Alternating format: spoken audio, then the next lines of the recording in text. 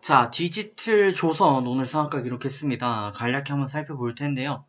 일단 뭐 디지털 조선 같은 경우 항상 뭐 이전에도 말씀드렸습니다만 대선 시즌이 왔을 때 특히 지금 이제 야권에 해당하는 보수당에서 그래서 항상 이제 보수권에서 대선 주자가 누가 나오든 디지털 조선 항상 갔던 그런 기업 중 하나가 되겠습니다. 지금 모르겠는데 이제 NK 디지털 조선 이 기업들이 이제 대표적인 보수 테마주다라고 볼 수 있죠. 그래서 뭐 중장기적으로 보시게 되면 이렇게 급등했던 모습들을 덜어 보실 수가 있습니다. 그죠? 네, 그런 상황이었고 디지털 조선 역시 뭐 비슷한 맥락에서 이렇게 급등락을 반복했었죠. 그리고 지금 또 가고 있습니다. 자, 관련해서 일단 기업 이슈 한번 체크해 보고요. 앞으로 대응법 간략히 말씀 올리도록 하겠습니다. 자, 종목명 디지털 조선입니다. 디지털 조선. 보시는 것처럼 이제 마크가 조선일보 이와 관련되어 있음을 보실 수 있고요. KNN 같은 경우 이제 사실 저는 이런 식의 테마를 그렇게 좋아하진 않는데 KNN 같은 경우도 이제 홍정국 대표가 운영을 하고 있고 부산 경남을 대표적으로 기반으로 해가지고 유지하고 있는 그런 기업이죠. 그래서 이런 두 가지 기업이 항상 보수 진영에서는 강한 효과를 좀 이어왔었다라고 볼 수 있고요. 윤석열 총장이 아무래도 국민의힘 당으로 가지 않겠나 하는 그런 기대감에 이렇게 또 되고도 있습니다.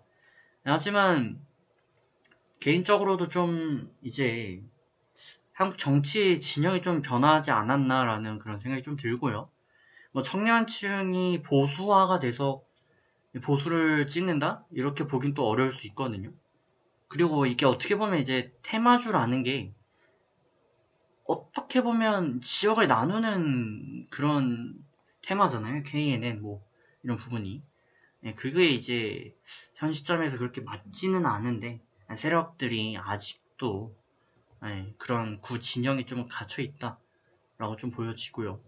뭐 이준석 대표가 된 것처럼 또 윤석열 바람이 불고 뭐 그러는 것처럼 결국에는 과거에는 항상 이제 중도나 아니면 이제 외연 확장 목적에서 뭐 진보나 이런 쪽으로 좀 바람을 불었다면 지금 보수 쪽에 불고 있는 바람은 이거는 보수여서 부는 게 아니라 그냥 이쪽을 좀 때려주기 위해서 합리적인 그런 차원에서 이제 접근되는 거고 개인적으로도 제 주변 이제 또래 얘기를 좀 들어보게 되면 결과론적으로 지금 뭐 MZ 세대 같은 경우는 5.18을 못 봤습니다. 그러니까 여기에 대한 뭐 한도 없고요. 굳이 이거에 대한 뭐 한도 없고요.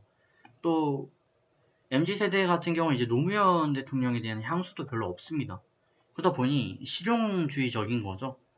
그러니까 뭐 노사모다 무조건 아니면은 나는 5.18을 겪었기 때문에 무조건 어느 쪽을 선호한다.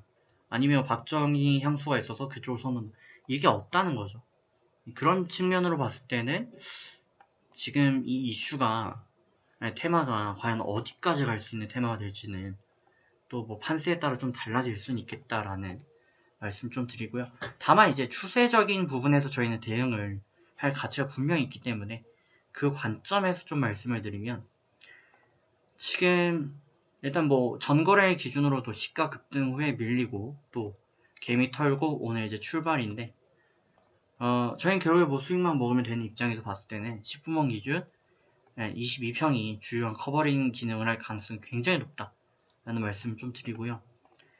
상황에 따라서 11선도 역할을 충분히 이어갈 수 있기 때문에 이거와 이거 두 가지 잡고 이탈 마감 없으면 계속 홀딩 이어가 주시면 되겠고요.